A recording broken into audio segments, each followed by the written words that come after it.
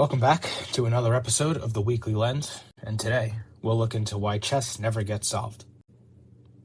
In 1851, a man named Adolf Anderson played what became known as the immortal game.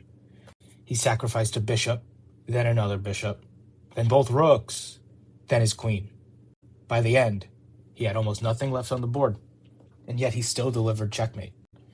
The game stunned the chess world because it revealed something unsettling. Even when you remove half of your material, the board still contains possibility.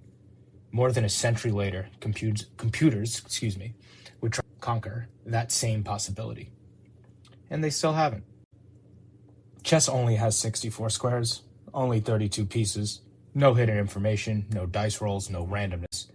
In theory, that should make it solvable. A solved game means we can calculate the optimal move from the starting position perfectly, each and every time. Checkers has been solved. Connect 4, solved. Tic-tac-toe, it's trivial. But chess, not even close. The number of possible games in chess is estimated to exceed the number of atoms in the observable universe. Not positions, games. That's called combinatorial explosion. Each move branches into dozens of possibilities, and each of those branches once again, and again, and again, with every single move. Even modern supercomputers cannot brute force every variation to the end. Instead, popular engines like Stockfish evaluate position probabilistically. They approximate, they prune, they search intelligently, but they do not solve chess. And this is where the story becomes structural. Chess sits in a rare category, a finite system with effectively infinite depth. The board is fixed, the pieces are fixed, the rules are fixed, but the interactions compound faster than calculations can keep up.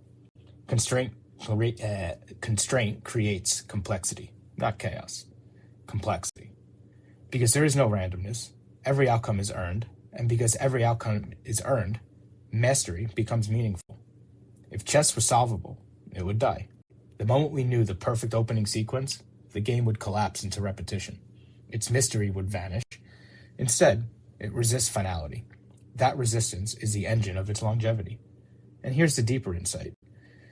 Systems that are simple at the surface but deep in interaction tend to endure.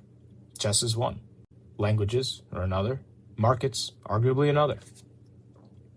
Rules don't need to change because the combinations never stop generating novelty.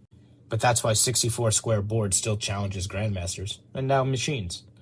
But machines didn't change something. They did change something.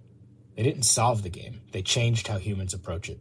And that shift from human intuition to machine-assisted precision altered chess forever. In the next episode, we'll examine the moment that transformation became unavoidable, when a computer beat the world champion and forced the game into a new era. This is the Weekly Lens.